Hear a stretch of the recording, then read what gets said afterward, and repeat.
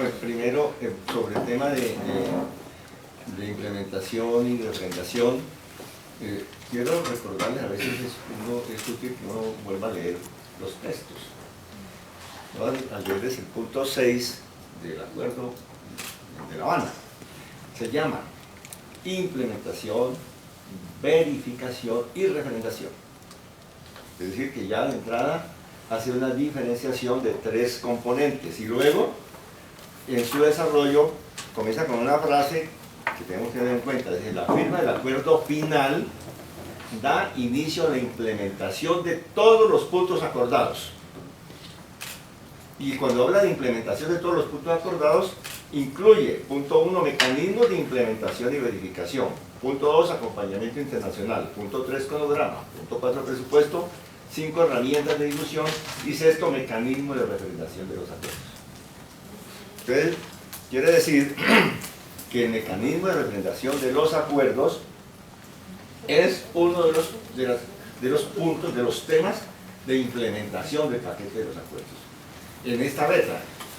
Entonces, ¿cuál es hemos escuchado de la calle repetir últimamente que hay que diferenciar entre implementación de los acuerdos y referendación. Él ha tratado como de separarlos, de decir son dos cosas, no que la referendación sea parte del acuerdo y por lo tanto hay que ver cómo se implementa el mecanismo de referendación, sino como dos cosas aparte. Pero es interesante la distinción, porque yo creo que es una precisión al texto. Y es que, como hay unos acuerdos en temas sustantivos y tanto procedimentales, la gran pregunta es ¿cómo y cuándo se van a implementar los temas sustantivos? Según lo que dice aquí, es después del acuerdo final. ¿Eso qué quiere decir? Que, por ejemplo, la propuesta de las FARC de comenzar a implementar la Comisión de la Verdad es factible, pero implica una modificación del acuerdo. Lo mismo en materia agraria. También se ha escuchado la idea de que comiencen a discutir el tema de la reforma rural integral y que en lugar de este poco de píldoras contrarreformistas se pueda hacer una operación de implementación teniendo en cuenta los aspectos. Pero quiere decir que hay un capítulo de implementación de reformas legales, constitucionales y de iniciativas o actos administrativos. Implementación en esas materias. Entonces la primera cuestión es, ¿eso es después de la firma de los acuerdos?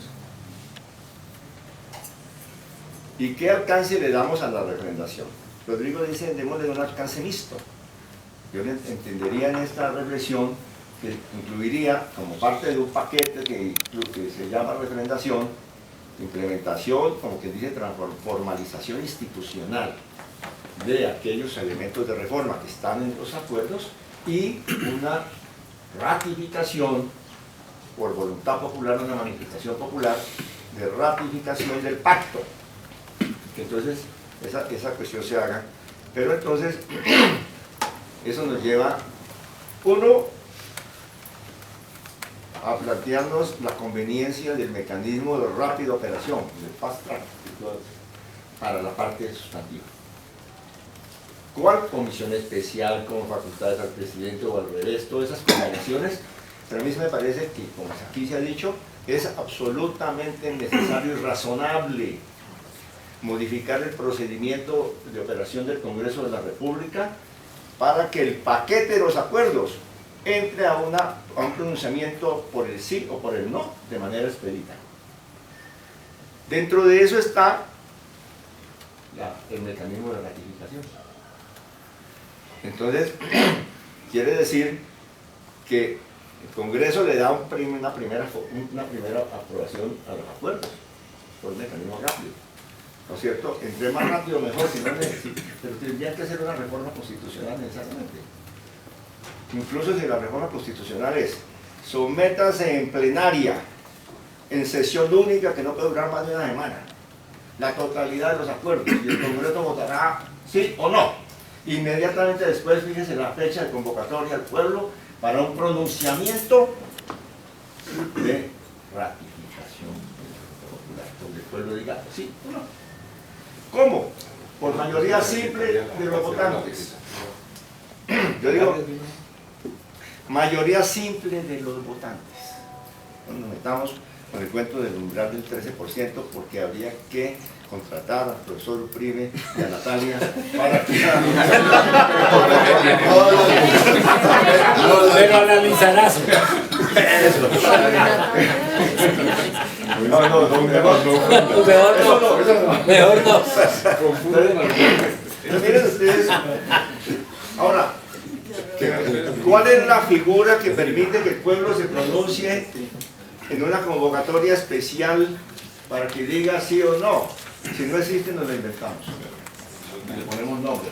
Porque decimos, no, es que la figura no es consulta, porque la consulta, la consulta es de un procedimiento, y es que el presidente con el gabinete convoca al Senado y le dice, vamos a consultar esa cosa, pero la consulta tiene una limitación, que no puede contener reformas constitucionales.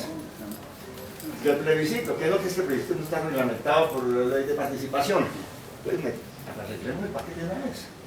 Y nos inventamos la figura del mandato de paz como forma jurídica, no solamente como mandato político, o póngale otro nombre, o plebiscito de paz excepcional para los acuerdos especiales con la FARC y el ELN, como quieran. Y con un reglamento que diga, convócase al pueblo, en ocasión de elecciones o no, cuando sea, a pronunciarse por el sí o el no, de ratificación del paquete adoptado, y decidirá la mayoría sí. Vea, yo como soy ingeniero, entonces tengo fórmulas jurídicas bastante sencillas. Punto 1, ingeniería jurídica. Claro. Punto 1, implementación y ratificación. Lo resolvemos así.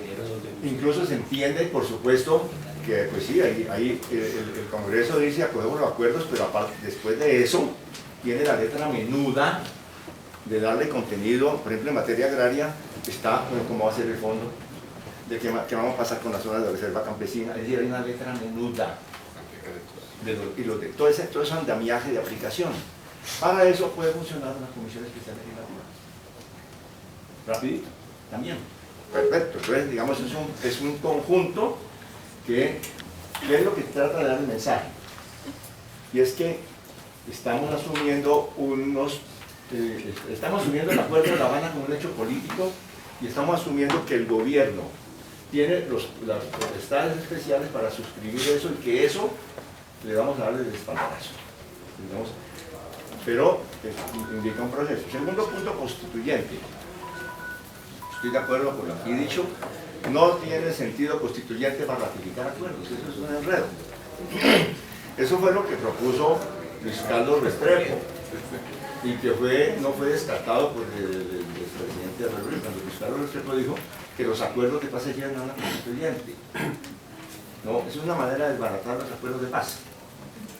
Entonces no puede haber constituyente para los acuerdos de paz, porque es volver a repetir, abrir la guerra en este país.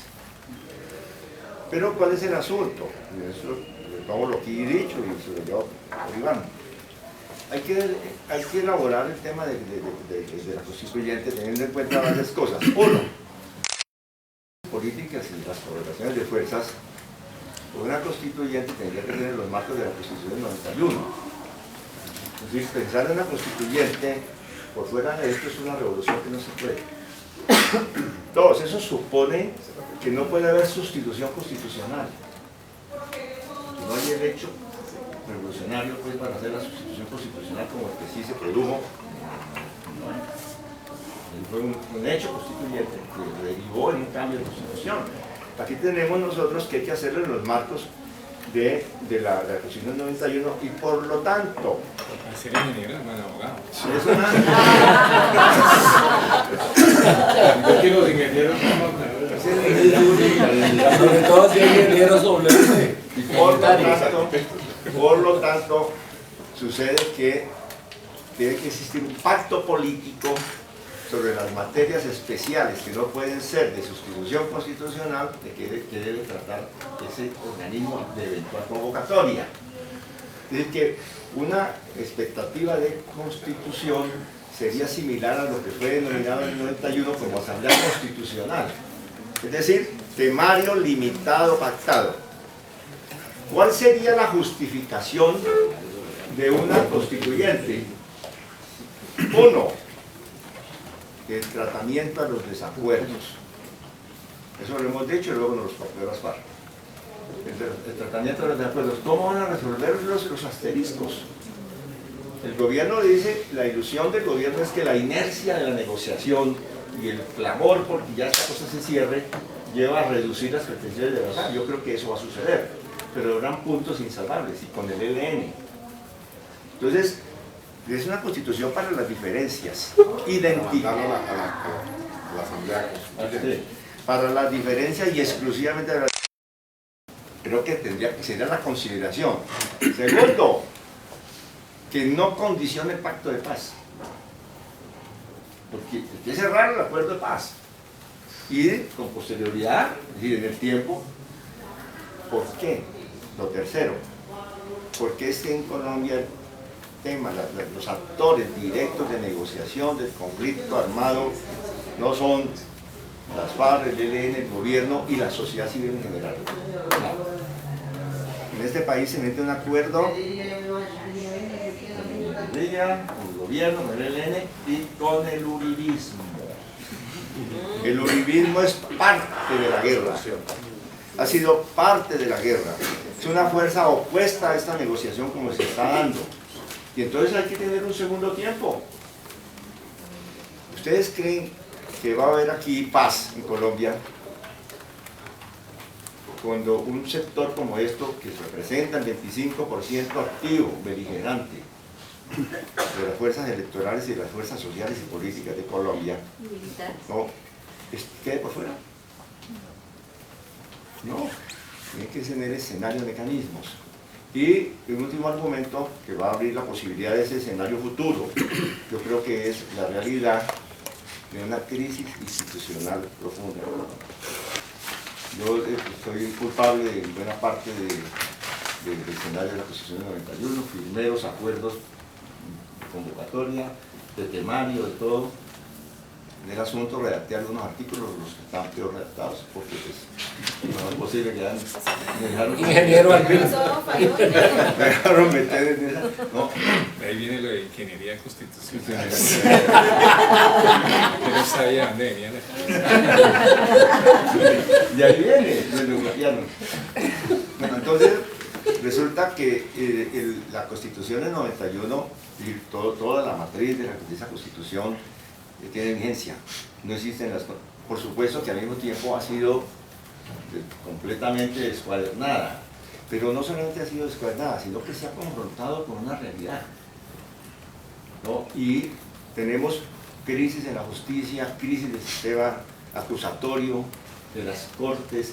Habría que ver si esta reforma de ajuste de equilibrio de poderes realmente va a solventar todas las problemáticas. No se viene una contrainiciativa de las mismas cortes para invalidar. Eso es un limbo. Y imagínense ustedes, entonces ahí está ese tema y hay otros pendientes del 91, como el ordenamiento territorial y estatal de oposición, mencioné solamente dos, que nos llaman la atención sobre el fetichismo jurídico y constitucional, entre otras cosas, ¿no?